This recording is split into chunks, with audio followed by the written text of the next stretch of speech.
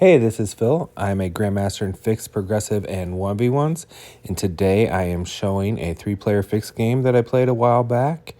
I kind of have fallen in love with 3-player fixed because there's a lot of attacks on Global Dom, which a lot of times you see turtling.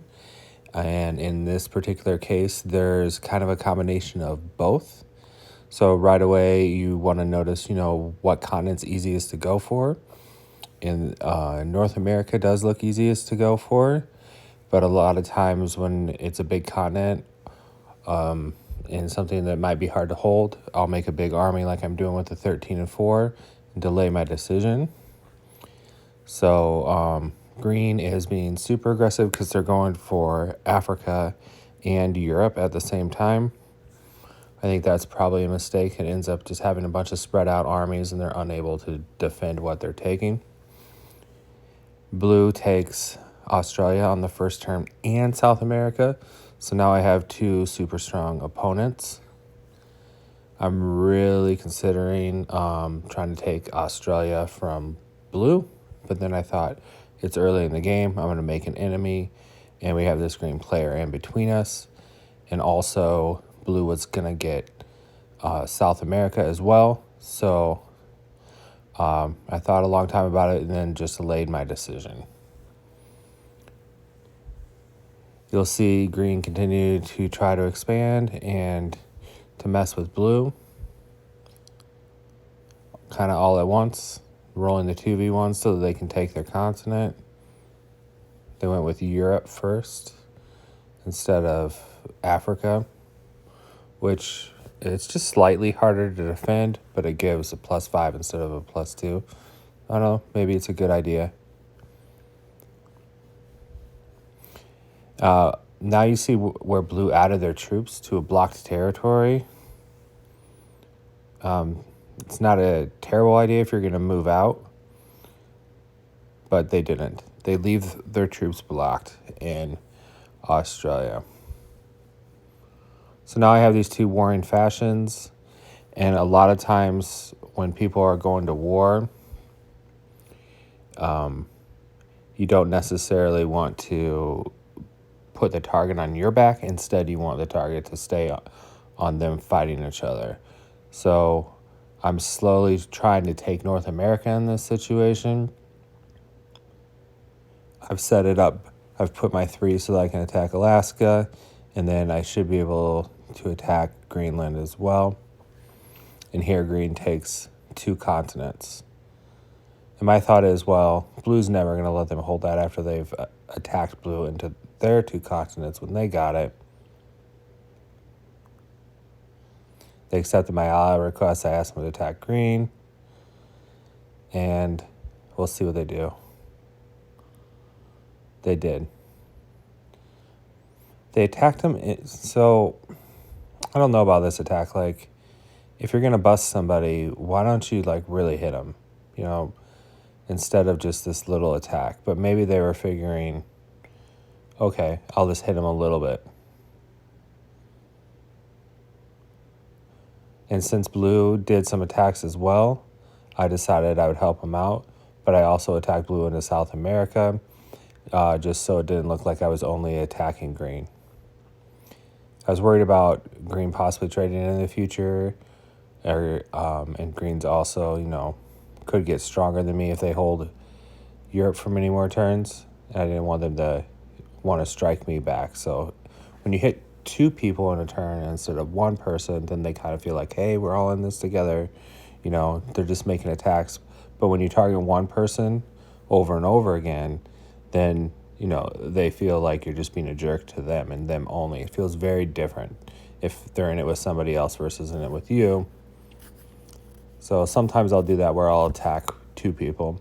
It's really situational because, if you can get somebody to team up on the 3rd player with you, then you can get somebody out and end up in a 1v1. And if you can do that properly, you may even get a favorable 1v1 situation. I really thought that green was going to attack me into South America as soon as I got it, but they didn't.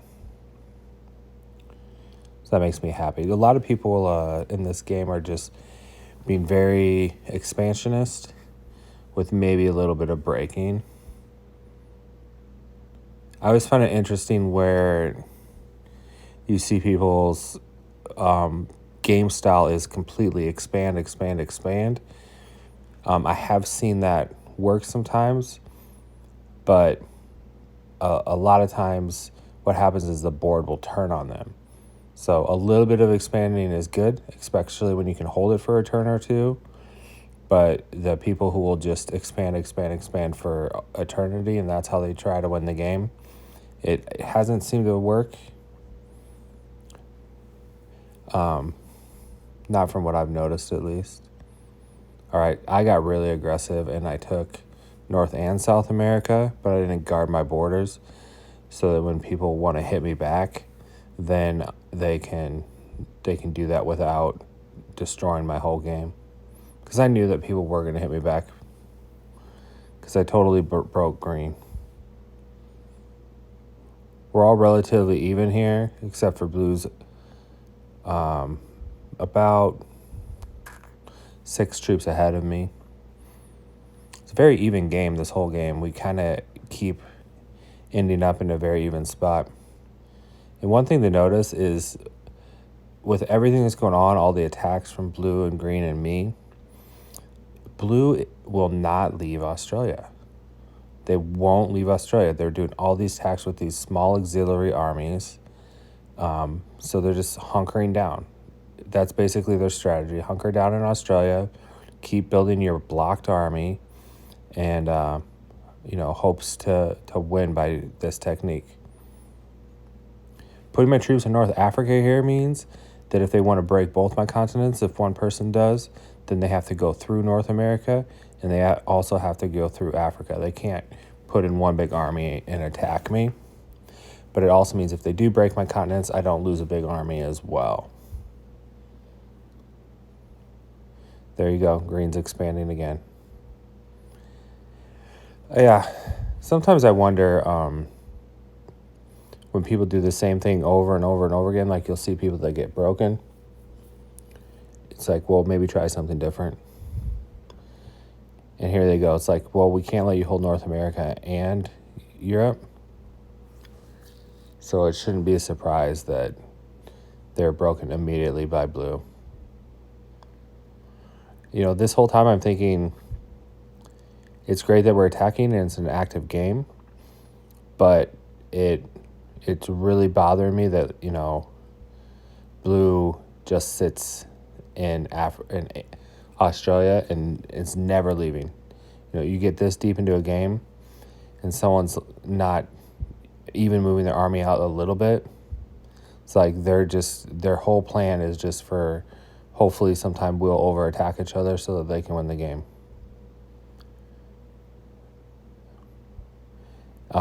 And so that very well easily could mean green would win in this situation if blue didn't have cards, because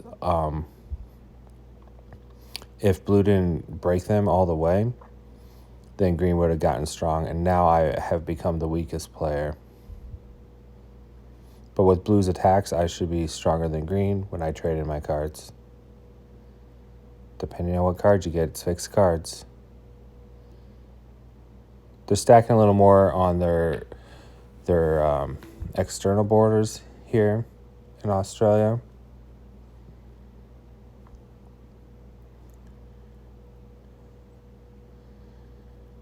And I blocked them. I decided, you know what? I no longer want to work with blue because all they're doing is sitting there. I'm just trying to make them take action. And I was really hoping that instead of worrying about expanding, that green would worry about taking blue out so that we could have them card blocked for a turn.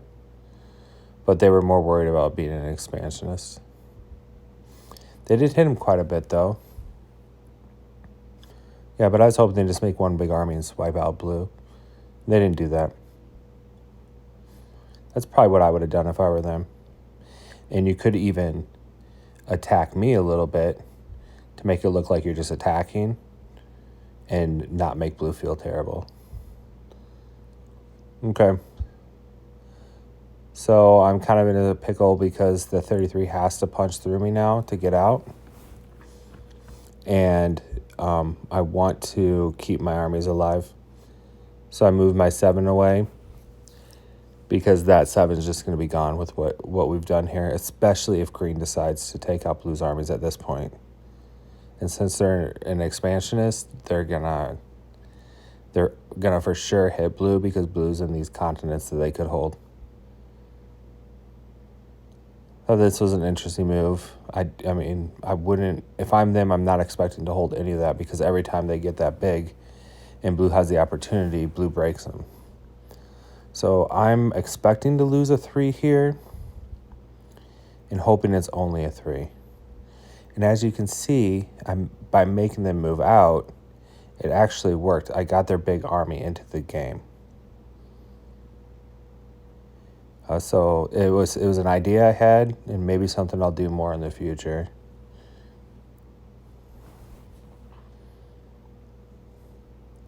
I got to hold my continent, so this is good for me. If I can sit back and let these two go to war, which is always what you hope. You hope your opponents go to war, and that you don't have to. But yeah, but if I can sit back and let them go to war, then that's awesome for me. At one point in time, blue actually had more than troops than both of us combined. And because they were locked, they weren't able to win the game.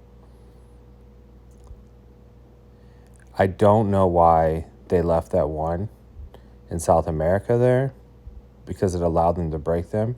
And it would have been much harder for blue to do that if they would have taken out that one last one. And so I recognized that and I thought, okay, well, leaving that 1 alive gives an access point for blue to add troops to and then attack green.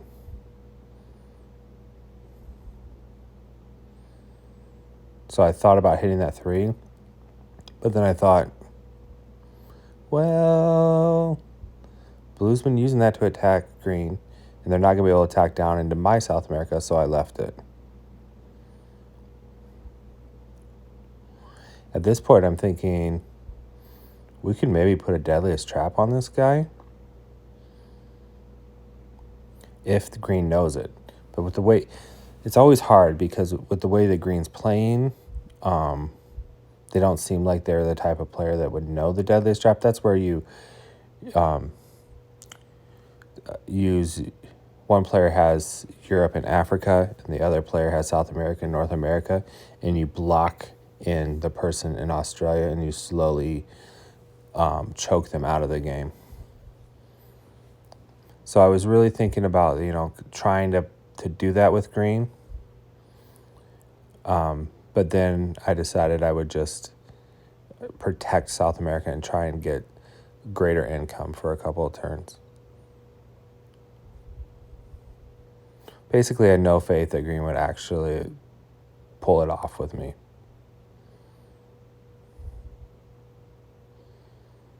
Not sure what these extra attacks are for. What's the purpose? Trying to get more territories, maybe? I don't know. Or no purpose at all. And again, they left the 1 right next to Europe. So what do they think blue's going to do, right? Blue's been breaking them this whole time. So I don't know what they're thinking, just leaving these 1s and these 3s around inside of where they want to be. It's a very bad idea. Don't do that. You clear them out of there if you're going to take those continents. Because basically they're just banging their head against the wall. They're doing the same thing over and over and over again and expecting different results.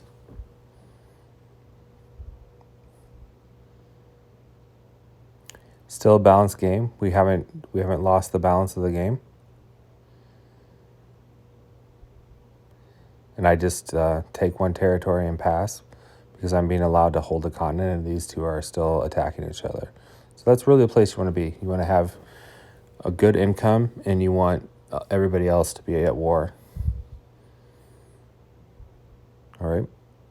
I have no intention of breaking green at this point. I'm hoping blue will do it and continue to fight in the war. They think for half their turn, and they're not super fast. So, oh no, they're offline. If you notice, I was down troops when they went offline, but blue attacked them. So I think blue just didn't know what to do in a situation where just chilling in Australia doesn't work. I take this opportunity to secure North America, South America, and that 12, the biggest army of green, has no way to attack me. They have to go through blue to attack me. They put their troops in the wrong spot, and at this moment I was like, okay, I win the game. I win the game for sure at this moment. And then they split and just keep their big army. Awesome. I offered them an alliance.